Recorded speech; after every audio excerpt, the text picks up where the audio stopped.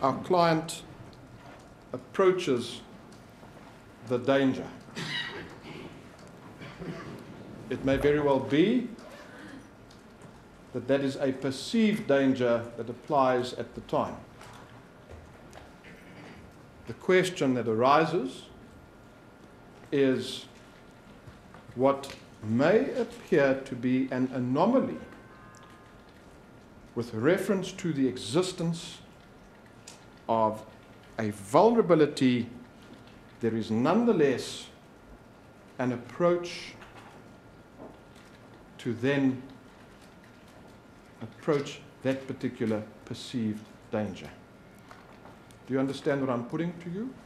Yes, I do.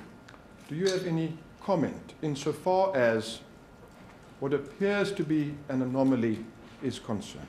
Well, in my opinion, the approach after a startle of that nature is consistent with the flight and fright reflex, in that there is a approach towards the danger. Why not flee at that particular time? What is it that gives rise to an approach to the perceived threat as opposed to an approach to flee from what is a perceived threat? Could you explain that? Well, in this context, my lady, fleeing is not an option. The individual has no lower legs, so to flee is not an option. And if one finds oneself without the ability to flee, the other option is to fight. So to approach the danger in this is an understandable physiological phenomenon. My lady, paragraph 50 reads, Mr. Pistorius presents with anxiety coupled with fear, which results in a significant fight and flight response. He has demonstrated being hypervigilant, has an exaggerated startle response, and is hypersensitive to sound. Furthermore, besides his disability, he has a lifetime of real and learnt vulnerability as a consequence of his disability. He has experienced multiple traumatic events and losses in his early life. My lady, paragraph 52 reads, his training for athletics needs to be considered, as he is primed during start training to react to an auditory stimulus, which leads to a physiological response. Indeed, athletic coaches use gunshots and or a loud clap of the hands during training to elicit a startle response, which engages the athlete to perform. Such training is repeated time and time again, and the athlete is taught not to anticipate but to react.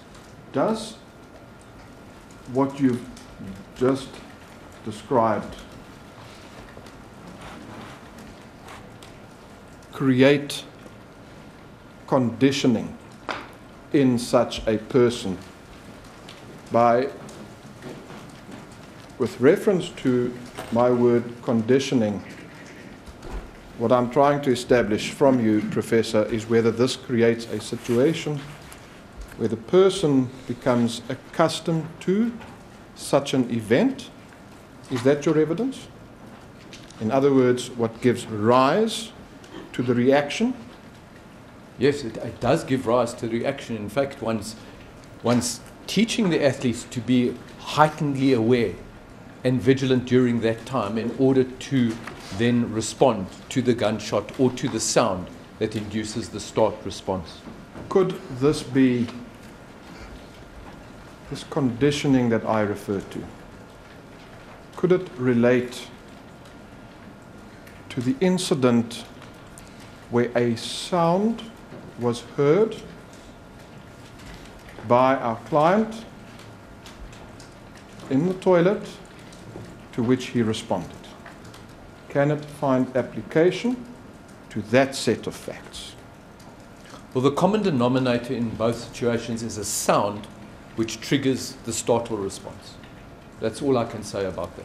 It is my considered view, having regard to my knowledge and experience of Mr. Pistorius, my knowledge and experience of disability and athletes with disability, and my knowledge of the physiological responses under stressful conditions, all of which render it probable that his version of having experienced auditory stimuli which he perceived to be life-threatening to both himself and Ms. Steenkamp resulted in a significant startle and a flight and fright response.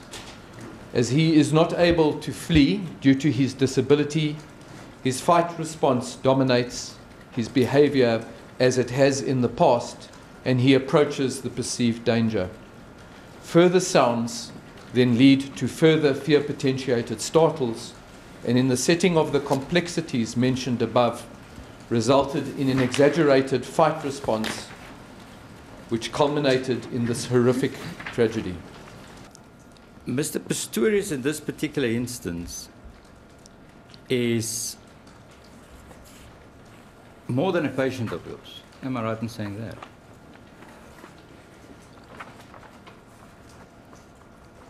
I'm uncertain what you mean by that. Do you think he's more of a patient? Is he just a patient like all your other patients? Are you closer to him? Have you had more contact with him than you will have with a normal patient? Patient, not athlete. Not. My lady, not at all. There are a group of athletes in Cape Town, and Stellenbosch, a group of Paralympians that I spend much more time with than I've spent with Mr. Pistorius, and indeed are closer to in my working relationship than Mr. Pistorius. So Mr. Nell is incorrect. But what we have is, you've described your relationship. You've known me for 6 years. I have an intimate knowledge of my patient, Mr. Pistorius. So the person you're giving evidence about, you have an intimate knowledge of and a direct relationship. Can you be objective if that is the case? Well, it all depends on what one defines by intimate. Intimate in this respect, I mean that I have perhaps a better knowledge of the man than I do than some of the other athletes that I travel with. If the accused version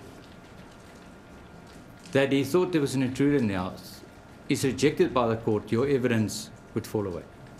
All the physiology and all of that I have spoken about would still hold, because that's the physiology, my lady. But obviously the application of it, if he did not believe there was an intruder in the house, would not hold.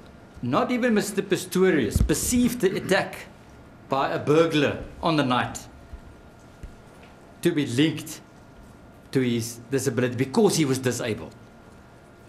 Will you at least agree to that? Certainly in my knowledge, he hasn't said to me that there was a burglar there because he was disabled. Yeah. You see, you're thinking of the point I'm trying to make and you're not listening to the questions. As an expert witness, that is a very strange way of going about it.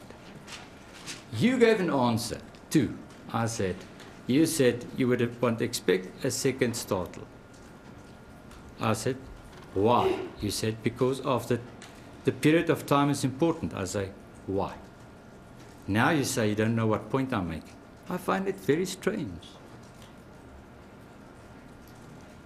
Why is it important, the period of time?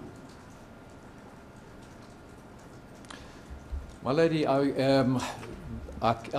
am not understanding Mr. Nell's line of questioning here.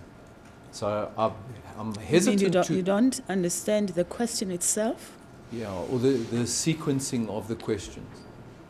I'm not sure that you should be your concern. The counsel decides how he's going to ask his questions.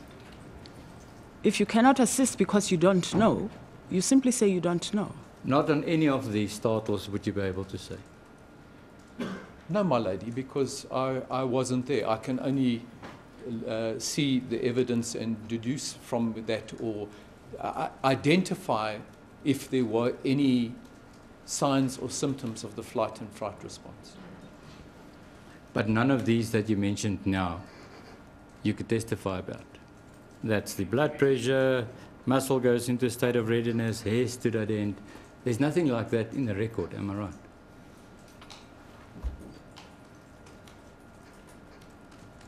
I am not familiar enough with the record to state for certain that any of those were in the record or out the record. What I can tell you is when I subsequently did call Mr. Pistorius back, I asked him how he felt, and he gave me certain indications that that was indeed the case. But that's not part of his evidence before court.